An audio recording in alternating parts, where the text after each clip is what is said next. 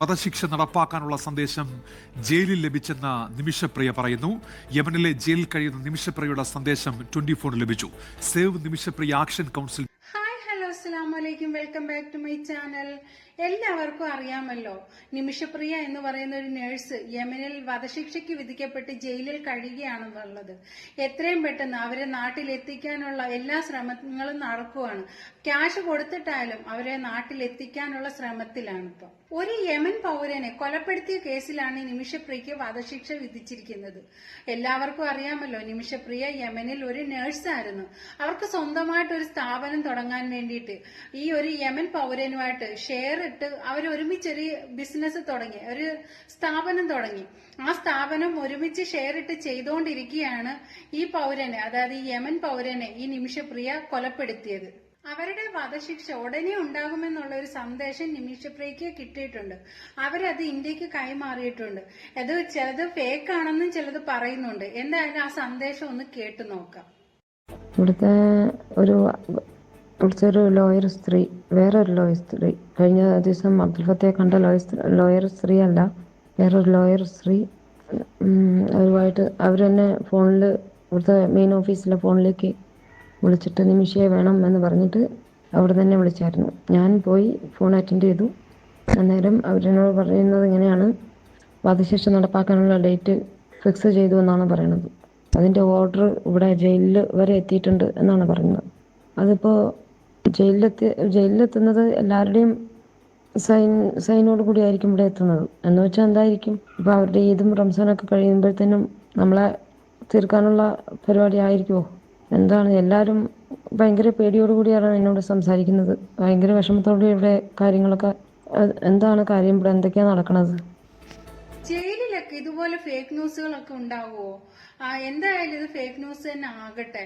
ആ നിമിഷപ്രിയ ഒരു പ്രശ്നവും കൂടാതെ, ഒരു കുഴപ്പവും കൂടാതെ എത്രയും പെട്ടെന്ന് നാട്ടിൽ തിരിച്ചെത്തട്ടെ. അത് തന്നെയാണ് നമ്മളുടെ മലയാളികൾ എല്ലാവരും ആഗ്രഹിക്കുന്നതും. എന്തായാലും ഒരു സ്ഥാപനത്തിൽ, നമ്മൾ ഏതൊരു സ്ത്രീ ആയാലും ഒരു സ്ഥാപനത്തിൽ ജോലിക്ക് പോകുമ്പോൾ ആ ജോലിക്ക് പോവുക, ക്യാഷ് വാങ്ങിക്കുക, സാലറി വാങ്ങിക്കുക, ആ ഒരു രീതിയിൽ തന്നെ പോവുക. അല്ലാതെ ഒരു പാർട്ട്ണർഷിപ്പ് എന്ന രീതിയിൽ മുന്നോട്ട് പോകുകയാണെങ്കിൽ ഒരു 100ൽ 100 വെട്ടം ആലോചിച്ചതിന് ശേഷം മാത്രമേ ഒരു പാർട്ട്ണർഷിപ്പിനായിട്ട് അത് മുന്നോട്ട് പോകാവൂ. അയാൾ ഏത് രീതിയിലുള്ളവനാണ് എന്നൊന്നും നമുക്ക് അറിയാൻ കഴിയത്തില്ല. ഒരു പെണ്ണുമായിട്ട് ഒരു പുരുഷൻ പാർട്ട്ണർഷിപ്പ് ബിസിനസ് നടത്തുവാണെങ്കിൽ 100ൽ 80% അവന്റെ കണ്ണ് ആ പെണ്ണിന്റെ ശരീരത്ത് തന്നെ ആയിരിക്കാം. അവൻ വലിയ ലാഭവോ അവന്റെ പണവോ ഒന്നും മോഹിച്ചിട്ടല്ല അവൻ അതിനകത്തോട്ട് ഇറങ്ങിത്തിരിക്കുന്നത്. അവന്റെ ആവശ്യം ആ പെണ്ണിനെ ആയിരിക്കും. അത് 100ൽ 100% ഉറപ്പാണ്. ചിലതുണ്ട് 20%, അത് നല്ലവരും ഉണ്ട്. എന്നാൽ 100ൽ 80% ആൾക്കാർ ഈ പാർട്ണർഷിപ്പ് ബിസിനസ് ആയിട്ട് നിൽക്കുന്നത് ഒരു സ്ത്രീ ആയിട്ടാണെങ്കിൽ അത് ഈ രീതിയിൽ തന്നെ ആയിരിക്കും. ഇവിടെ സംഭവിച്ചത് അത് തന്നെയാണ്. തലാൽ എന്ന് പറയുന്ന ഒരു യമൻ പൗരന്റെ അവന്റെ ഭാര്യയായിട്ട് അഭിനയിച്ചെങ്കിൽ മാത്രമേ ആ സ്ഥാപനം നടത്തിക്കൊണ്ടു പോകാനുള്ള ലൈസൻസ് കിട്ടുകയുള്ളായിരുന്നു. അതിനു വേണ്ടിയിട്ടാണ് ഈ നിമിഷപ്രിയ അന്ന് അവന്റെ ഭാര്യയായിട്ട് അഭിനയിച്ച് അതിനു വേണ്ടിയിട്ടുള്ള വ്യാജരേഖകളൊക്കെ ഉണ്ടാക്കിയെടുത്തത്. 1 കോടി രൂപ തരാമെന്ന് പറഞ്ഞാലും വല്ലവന്റെയും ഭാര്യയായിട്ട് നമുക്ക് ജീവിതത്തിൽ അഭിനയിക്കാൻ പറ്റുമോ? അത് ഒരിക്കലും ഇല്ലാന്നാണ് എനിക്ക് തോന്നുന്നത്. പക്ഷെ ഈ നിമിഷപ്രിയ അത് ചെയ്ത് ആ ഒരു പ്രവൃത്തി ചെയ്തു പോയി.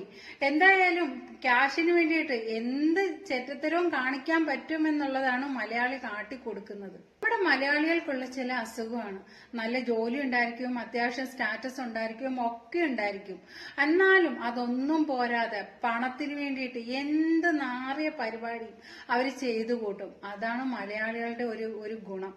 അതാണ് അവര് ചെയ്തു കൂട്ടുന്നത്. അവരുടെ മനസ്സിൽ ഫുൾ ടൈം പണം പണം പണം പണം പണം. ഏത് വഴിക്ക് ഏത് രീതിയിലായാലും വേണ്ടിയില്ല, പണം ഇങ്ങ് വന്നാൽ മാത്രം മതി.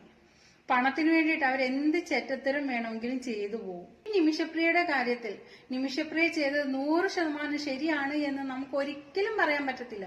ഈ നിമിഷപ്രിയ ചെയ്തത് ഒരിക്കലും പൊറുക്കാൻ പറ്റാത്ത അത്ര വലിയൊരു തെറ്റ് തന്നെയാണ്. ഒരു വലിയ തെറ്റ് തന്നെയാണ് ഈ നിമിഷപ്രിയ ചെയ്തിരിക്കുന്നത്. ഒരു യമൻ പൗരനെ അനസ്തേഷ്യ കൂടിയ അളവിൽ കുത്തിവെച്ചിട്ട് കൊലപ്പെടുത്തിയതാണ്. അവിടത്തെ ഒരു നിയമം അറിയാമല്ലോ, കൊലയ്ക്ക് കൊല, തല വെട്ടുക അല്ലാതെ വേറൊരു ഒന്നുമില്ല. നമ്മുടെ കേരളം അല്ല അത്. ഗൾഫ് നാടുകളിൽ കൊലയ്ക്ക് കൊല തന്നെയാണ്. അവർ തല വെട്ടുക തന്നെ ചെയ്യും. അന്ന് ആ ഒരു പ്രശ്നം കഴിഞ്ഞിട്ട് പണവോ മറ്റൊന്നോ നോക്കാതെ അവനവന്റെ ജീവിതം നോക്കിയിട്ട്, പണം നോക്കാതെ ജീവിതം നോക്കിയിട്ട് അല്ലെ നാട്ടിൽ കയറി വരികയാണ് ചെയ്യേണ്ടിയിരുന്നത്. അതുപോലും നിമിഷപ്രിയ ചെയ്തിരുന്നില്ല. അതൊന്നും ചെയ്യാതെ ആ മനുഷ്യനെ വെട്ടിക്കൊലപ്പെടുത്തിയിട്ട് ചെറിയ ചെറിയ കഷ്ണങ്ങളാക്കിയിട്ട് ടാങ്കിൽ ഒളിപ്പിച്ചിട്ട് അവിടുന്ന് മുങ്ങി വേറൊരു ഹോസ്പിറ്റലിൽ പോയി ജോലിക്ക് ചേർന്നു, നഴ്സായിട്ട് പോയി നിന്ന്. എന്തായാലും പണം മോഹിച്ച് എന്നാ ഉടനെ നാട്ടിലേക്ക് കയറി വരികയല്ലേ ചെയ്യുന്നത്, ഉടനെ തന്നെ വേറൊരു ഹോസ്പിറ്റലിലേക്ക് അങ്ങ് പോവുകയാണ് ചെയ്തത്. എന്തായാലും പലനാൾ കള്ളൻ ഒരു നാൾ പിടിയിലെന്ന് പറഞ്ഞു കേട്ടിട്ടല്ലേ ഉള്ളൂ. കള്ളത്തരം ഒന്നും ഒരുപാട് കാലം മൂടി വെക്കാൻ കഴിയത്തില്ല. എന്തായാലും കള്ളങ്ങളെല്ലാം വെളിച്ചത്താവുകയും ചെയ്ത് നിമിഷപ്രിയ ജയിലിലാവുകയും ചെയ്തു. ഒരു പെണ്ണ് ചെന്നിട്ട് പാർട്ണർഷിപ്പിൽ ബിസിനസ് നടത്താമെന്ന് പറഞ്ഞിട്ട് ചെന്ന് കഴിഞ്ഞാൽ അറബി നാടാണ്, അതുകൊണ്ട് അവിടെയുള്ളവരെല്ലാം നല്ലവരാണ് എന്നുള്ളൊരു കരുതൽ, ഒരു ചിന്താഗതി ഉണ്ടാവും. പക്ഷെ അതൊന്നുമല്ല. നാട്ടിലെ പോലെ തന്നെ അവിടെ മോശക്കാരായ ആൾക്കാർ ഒരുപാടുണ്ടാവും. അതുപോലെ അത് അങ്ങനെ ചെന്ന് ചാടി കൊടുത്തു കഴിഞ്ഞാല് അവളുടെ ജീവിതം കോഞ്ഞാട്ടി ആയില്ലെങ്കിലേ ഉള്ള അത്ഭുതം. തലാൽ എന്ന് പറയുന്നവന്റെ എല്ലാ തോന്നിവാസത്തിനും ഈ നിമിഷപ്രിയ കൂട്ടു നിന്നതാണ് ആദ്യമൊക്കെ. പിന്നീട് അവന്റെ ഉപദ്രവം സഹിക്കാൻ വയ്യാതെ വന്നപ്പോഴാണ് അവനെ കൊന്നുകളഞ്ഞത്. ഇപ്പൊ ഇതേ സ്വന്തം ജീവന് വേണ്ടിയിട്ട് കിടന്ന് യാചിക്കുകയാണ് ഓരോരുത്തരോടെ, എന്നെ രക്ഷിക്കുക എന്ന് പറഞ്ഞിട്ട്. അവിടുത്തെ ഒരു നിയമം അറിയാമല്ലോ, അപ്പോൾ അതനുസരിച്ച് എല്ലാവരും നിൽക്കണമായിരുന്നു. ആ ഒരു വിധി ഉണ്ടാകരുത്. ശരിക്കും ജീവിക്കാൻ വേണ്ടിയിട്ട്, കഷ്ടപ്പെടാൻ വേണ്ടിയിട്ടാണ് അന്യ നാട്ടിലേക്ക് പോയത്. പിന്നെ സാഹചര്യങ്ങൾ കൊണ്ട് സംഭവിച്ചു പോയി. ഒരു മലയാളി ആയതുകൊണ്ടാണ് ഒരുപാട് പേര് നിമിഷപ്രിയക്ക് തണലായിട്ട് മുന്നോട്ട് വന്നുകൊണ്ടേയിരിക്കുന്നത്. ഇതൊരു മറ്റു രാജ്യക്കാരായിരുന്നുവെങ്കിൽ ആ രാജ്യക്കാർ തിരിഞ്ഞു പോലും നോക്കത്തില്ല. ആ ഒരു ബലം, അതായത് മലയാളികൾ എന്തായാലും കൂടെ നിൽക്കുമെന്നുള്ള ഒരു ബലം ഈ നിമിഷപ്രിയക്കുണ്ട്. അതാണ് നിമിഷപ്രിയ ഓരോരുത്തരോടെയും കേഴുന്നത്, തന്നെ രക്ഷിക്കണേ എന്നും പറഞ്ഞിട്ട്. കഴിഞ്ഞ മാസം UP സ്വദേശിയായ ഒരു വനിതയെ തൂക്കിലേറ്റിയിരുന്നല്ലോ. പക്ഷെ അവരെയും ഇതുപോലെ വധശിക്ഷയ്ക്ക് വിധിച്ചിട്ട് ആരും അവരെ സഹായിക്കാനൊന്നും മുന്നോട്ട് വന്നിട്ടില്ലായിരുന്നു. അങ്ങനെ കഴിഞ്ഞ മാസം അവരുടെ വധശിക്ഷ വിധിക്കുകയും ചെയ്തിരുന്നു. ഗൾഫ് നാടുകളിൽ ജോലിക്കെന്നും പറഞ്ഞ് പോയിട്ട് അവിടെ പല ഓളത്തരങ്ങളും കാണിച്ചിട്ട്, പല കൊള്ളരുതായികളും കാണിച്ചിട്ട്, എന്തിനു സഹായത്തിന് നാട്ടിൽ നിന്ന് ആളെത്തും എന്നുള്ളൊരു ഉറപ്പ് ചിലർക്കുണ്ട്. പക്ഷെ അവിടെ ജോലി ചെയ്യാൻ പോവുകയാണെങ്കിൽ ജോലി ചെയ്തിട്ട് തിരികെ നാട്ടിലേക്ക് വരിക, അല്ലാതെ അവിടെ ഊളത്തരത്തിനൊന്നും പോയി കഴിഞ്ഞാല് ചിലപ്പോ നമ്മൾ പ്രതീക്ഷിക്കുന്നതായിരിക്കത്തില്ല അവിടുത്തെ കാര്യങ്ങൾ. കഴുത്തുവെട്ടലല്ലാതെ യാതൊരു എക്സ്ക്യൂസും അവിടെ ഇല്ല. അതുകൊണ്ട് നോക്കിയും കണ്ടുമൊക്കെ ജോലി ചെയ്യുക. അവിടെ എന്തെങ്കിലും പ്രശ്നങ്ങൾ ഉണ്ടായാൽ, എന്തെങ്കിലും പ്രോബ്ലംസ് ഉണ്ടായിക്കഴിഞ്ഞാൽ അവിടെ അറബിയുടെ മെക്കിട്ട് കയറാൻ നിൽക്കാതെ അറബിയോടെ സലാം പറഞ്ഞിട്ട് നാട്ടിലേക്ക് തിരിച്ച് കയറി വരിക.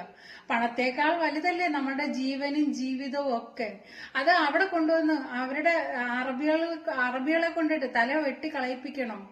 എന്തായാലും തലയില്ലാതെ നമ്മളെ കാണാനൊന്നും ഒരു ചേലും കാണത്തില്ല. അപ്പോൾ എല്ലാവരും സൂക്ഷിച്ചും കണ്ടുമൊക്കെ വെളിനാട്ടിൽ നിൽക്കുന്നവര് നല്ല രീതിയിൽ തന്നെ മുന്നോട്ട് പോവുക.